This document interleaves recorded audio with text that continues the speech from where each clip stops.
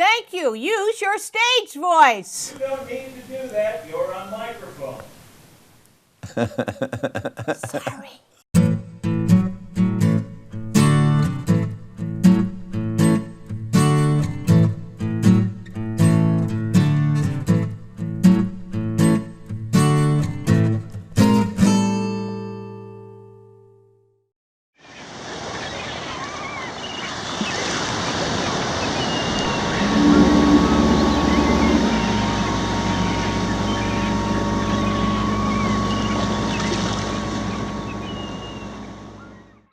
Welcome to Both Sides of Center. This is Sarah Levison. This is Paul Tiger. We're still both sides of center. And today's topic is The budget. the budget. Budget basics. Okay, Paul. Well, you had Sarah- a good night's sleep, didn't you, Paul? That's right. Sarah warned me that I might drift off while she's talking about the budget, as some of you might. But stick around because we're going to try and make it exciting. When you talk about any kind of budget, federal budget, state budget, municipal budget, by Your the way, City of Longmont budget, people's eyes glaze over. And there's an often quoted phrase, which I don't know who it's attributed to. Recently, I heard it was attributed to Joe Biden, but I don't think that's true. That your budget is a reflection of your values and what you hold dear. So you want to spend, just like your household budget, and a government budget is no way But like your household budget. There has to be parts of a budget that you don't like and that you want to avoid.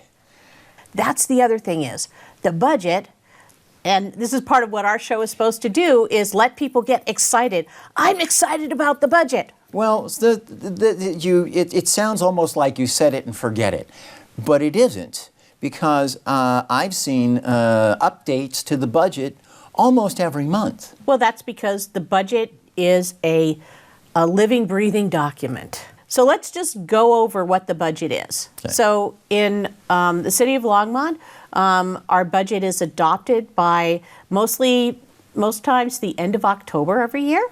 That coincides on election years with usually the last time the council meets before election. Is it a fiscal year? Or Yes, it is. No, not fiscal year, it's calendar year. It's a calendar year. The budget begins January 1st, ends December 31st. Okay. And we could get into minutia about what could be carried over, what can't be carried over. We're not going to do that. Your eyes are glazing over. No, I was a contractor in higher education, and their budget doesn't, CU doesn't run fiscally. It's a Right. fiscal budget. It's not a calendar budget. So it ends somewhere around the first quarter, beginning at the end of February, beginning of March. Well, and the federal budget ends the end of September. So depending on where you are. See, you're glazing over again. Let's just do budget basics here. What is the budget?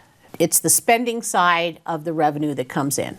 I know we're going to want to talk about revenue. We'll talk about taxes till the cows come home. You're more interested in taxation. No, I'm against taxes. I'm anti-tax. Pay attention. But I think that a lot of people scream that the city is not spending money on things that they believe are important to spend money on, whether it be potholes or parks, and they don't know the secrets of the budget. Right. And the budget will reveal itself to all who study it. And if you want to study it, this year's budget for 2022 is 642 pages. Yeah, okay. How many people have read I did War fall and asleep Peace? last night. Well, yeah. Yeah, and I'm still getting through, trying to get through The Man of La Mancha. I mean, I'm still getting through Don Quixote, and that's a big, thick book too. So we're talking kind of War and Peace with potholes.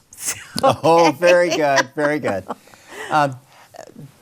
So you asked Paul, or you asked me the other day, when does all this budget stuff start? If it gets adopted at the end of October, and our charter says it basically has to get adopted, before the year ends, the budget starts really in January, the budget for the next year.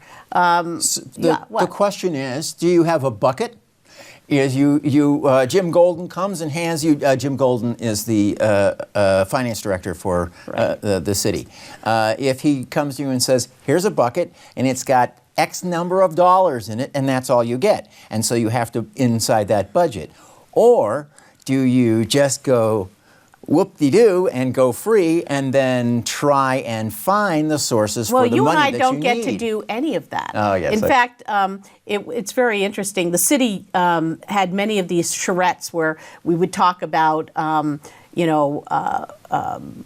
budget and how to look at a budget with a process called budgeting for outcomes. That was like the sexy thing about, getting your budget aligned with what your values and your mission was in the city. And so they would give us these basically wooden dollars, and they'd say, give us a couple of presentations and then say, here are your dollars. Where do you put them? And it's kind of like a SimCity kind of thing. However, it's none of that really matters. You and I, whatever we want in the budget, doesn't really matter unless, and we don't wait until August when the budget is presented to the council. Right. We would want to go and start talking to department heads in January and February. If you and I, if we were in what position? City council? If we were any person. ourselves, Okay. and we studied the budget from last year, and we said, hey, we think that we need more potholes filled, or we need some other things done, like maybe railroad crossing arms. Well, that's the CIP. So the budget is actually divided into several. Well, let's do the calendar first. So in January and February, all the department heads, they knew what they got. They're spending money in 2022. They're looking forward to what they want to do in 2023 already, and it's 11 months away, but they got to think about it. Right. So they're kind of beginning to do some alignment and figure out who their staff are, what programs, what might be programs that came in under funding from state government or federal government, grant programs, what they want to continue. And so they'll kind of do an assessment, and then the city manager will start meeting with department heads, Right. and they'll start horse trading and stuff. And then basically by August, the end of August, the city manager has a budget ready he's presenting to council, mid to late August. How much is council? Now, for example, you told me about you and Gabe Santos ended up working on budget, and were you selected by council? Did you, you what volunteered? happened? Well, I put my hand up. Gabe put his hand up, thank goodness. Roger Lang was mayor, and Gabe and I were working on slashing the budget. Right. And the reason we were is it was 2008. And 2000, and we realized that with the Great Recession, the economy is on a downturn. The economy is taking a nosedive, Right. and we have this budget, and things are dire. I mean, only a couple of months before. So the supply of cash into the budget was going to be reduced? Or unknown. Or unknown? Unknown. Right. What do you do when Right. something is so unknown and you're staring into the great void? Well, I don't want to go get lost in an area about taxes, but I do want to talk just a little bit about where some of that money comes from. And I've heard Jim Golden explain to council several times, don't put your stock in retail sales tax. Don't imagine that that is where everything comes from. And I'm sure that there's other things There are other things. that are variables like that that we don't know how much tax we're going to get. Say, we made whatever $100,000 in sales tax last year. That's the expectation for the coming year. It's always going to get larger until there's COVID. Well, but I think our sales tax was still pretty robust because people were ordering things on Amazon. And one of the big changes Right. Was that the federal law was passed that if there was a nexus, they had to remit local taxes. The Wayfair. The Wayfair decision. Yeah. Anyway, so but we're not looking at the input side. We're looking at the output side Yes. with the budget. And so, But you have to be conscious of that. Otherwise, will you create certainly. a budget that is unaffordable. Certainly. So if you were looking at 642 pages, how would you digest it? And the first step really is read the executive summary, which is the 30 pages. The city manager kind of goes over big picture. And one of the big pictures that he presented to the council last fall is there was a change in state law that reduced the amount of assessment for both commercial and residential properties. So with that in mind, he said, well, the assessment's changing, so we have to look at this is the property repeal tax. of Gallagher. Whatever the bill is, I could quote the bill from the document. So there is some forecasting. You know what your history is, and we have a very conservative leaning finance department who's not going to go on a spending spree, although in my opinion, we don't keep enough reserves. I'm even more conservative than they are in many ways. So timeline is by June or July, you know, all the departments have done their inputs. They've said how many possible employees they want to keep or hire, increase, decrease, what programs, and what they want in the budget. And then the city manager and the finance department, basically June and July, they are putting everything together. And by the end of August, mid-August, they present it to council. And they do a lovely presentation to council and say, here you go. I might say that every budget is new since the passage of Tabor. Deficit spending happens in other places, but not in Colorado. Well, and it doesn't happen at the municipal level at all, really. Not in Colorado, most states, not at all, because municipalities basically have to balance everything every year. People are fairly familiar with deficit spending if they came here from other places, and that's where you spend more money than you have. So you say, oh, we spent all this money and we need more. And Tabor wants you to give it back. Well, and they're giving back money. So again, we're not looking at input, we're looking at output today. So this year's budget, $389.5 million, okay? You know, the pennies don't matter. The $390 million, there you go. And then that is a $16.61 million more than it was last 2021. The general fund, which pays for, you know, a whole bunch of stuff, is $101.94 million, so almost $102 million. And the rest of it is the capital budget, which is the hardscape stuff. So for today's purposes, we're just going to do this kind of overview. We did the timeline, and so the budget has general fund.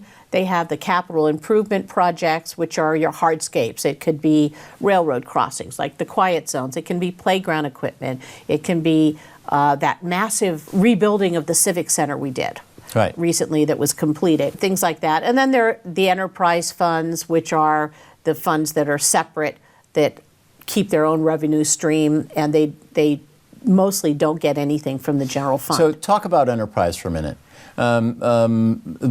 Those groups are... It's not a rental car company when you're talking about budget, municipal budgets. So basically, you're looking at the airport, for example, is an enterprise fund. The airport is, if you will... it has its own... It's a separate brand, but it's under the same umbrella. It has its own income.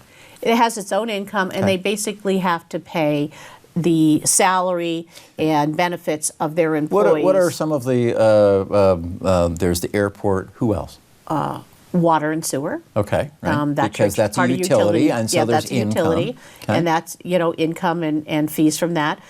There's also, well, the public safety fund is part of the budget, and that is partly from the special public safety tax we have. Again, the input is that tax. So I would tell you that the library has been trying to become enterprise through its fee and fine structure, but yeah, well, but the library is part of general fund, as is, you know, Parks and Rec. So and it's generally but also, the things that have income.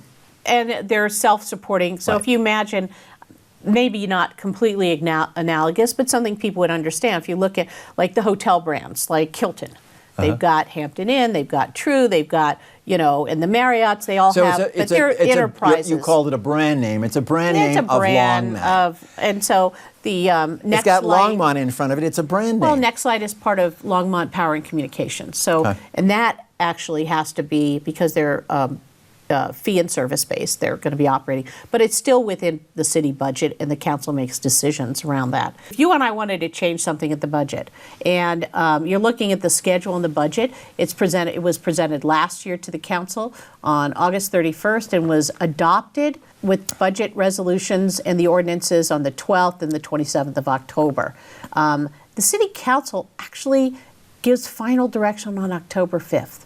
If there was something major in the budget, October 5th is way too late. Oh, way too late, right. Way too late. So that's what you're saying is that if you're going to prepare for budget, if it's you or me, if it's you out there and you want to have influence on something in budget, then you're going to have to do it March, April.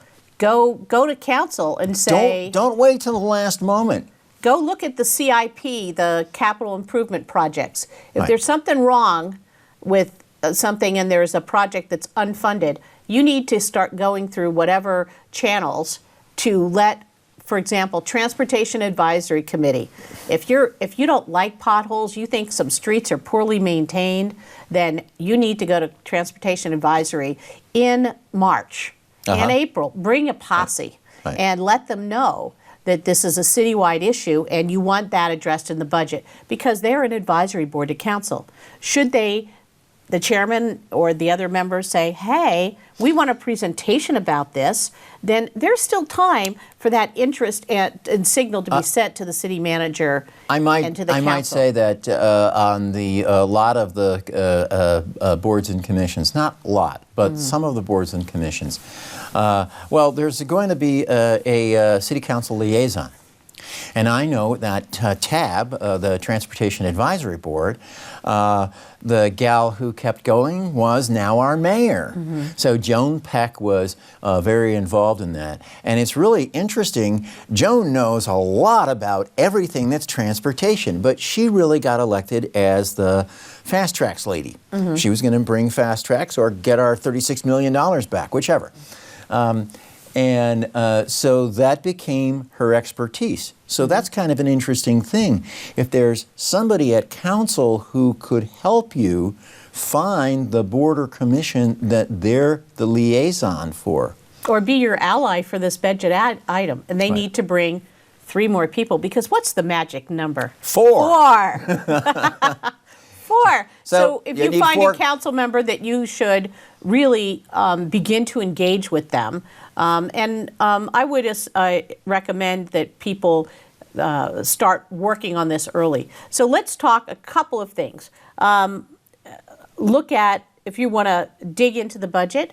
It's online. It's online.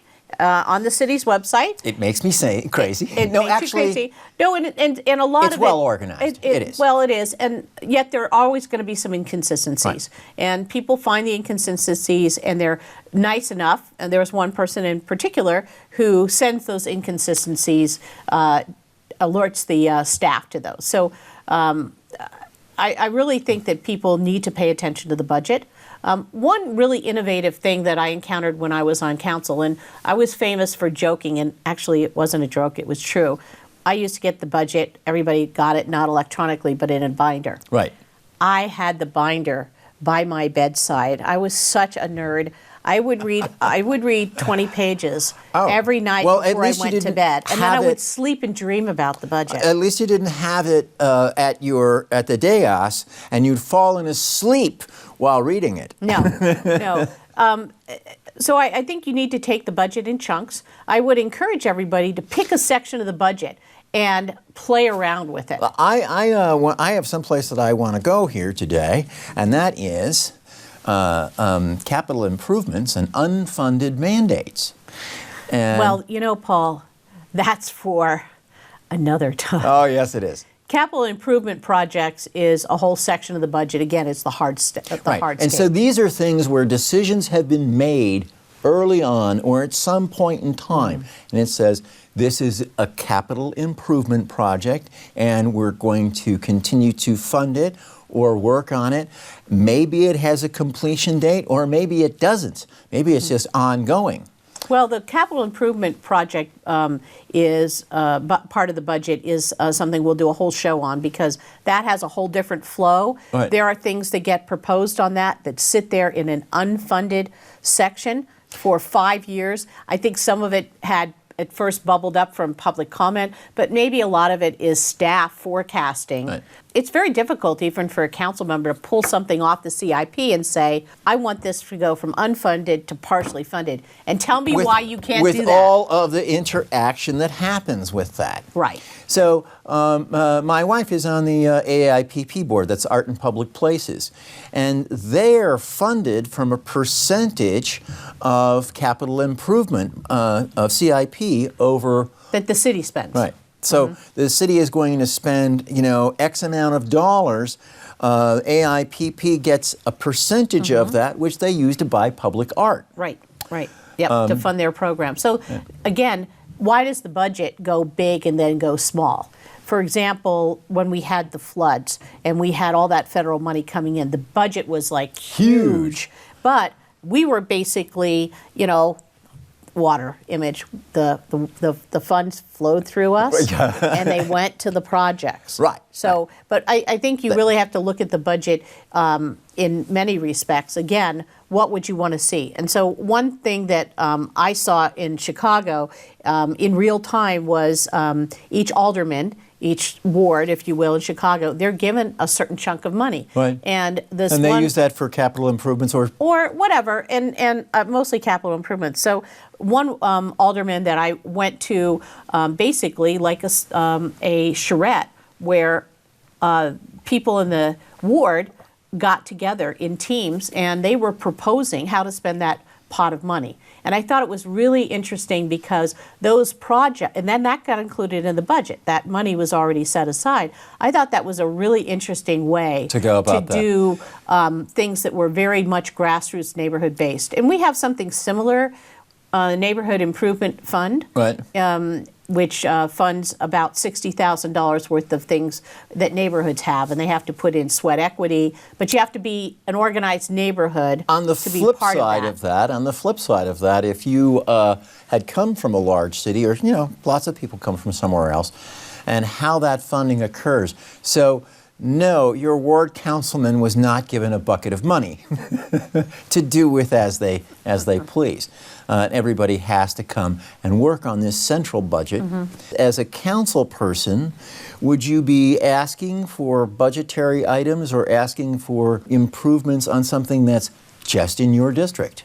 Or would you? Well, it depends, because if you're a ward representative, I mean, you serve the whole city. However, people expect you to do things for them at that granular level geographically in the city. The one other thing I would point out is that there are several cities who have budget committees that are a council person, and only one, because 2 or more council people, it has to be open meetings. One council member helps with the finance director and the city manager to start putting together these budget Are there items. citizens involved in that? I don't think so. I have not really seen. I know Fort Collins has it's all this budget staff committee. people? And the other thing is, our budget is a yearly budget. Some cities have gone to a budget that covers 2 years. I would invite our city to have such a board and invite external talent. Because there are actually people that we know who, are citizens of Longmont who do know budget, who are financial planners. Some of them are a bit smarter and more experienced than the city. Well, I just think that the viewpoint of what matters to real citizens gets lost. And council, a lot of times council can't accommodate reading 642 pages and committing it to memory. There we are, Paul. Congratulations, we still talked about revenue. And I'm still awake. And you're still awake. I'm Sarah Levison. And I'm Paul Tiger. And we're both sides of center. And you can find us on Twitter at Both Sides of Center, and Gmail, Both Sides of Center. At gmail.com. Give us a ring or send us a message and tell us about what you'd like to hear or what you've liked hearing so far. And what was your favorite 10 pages of the city budget? See you next week with Both Sides of Center.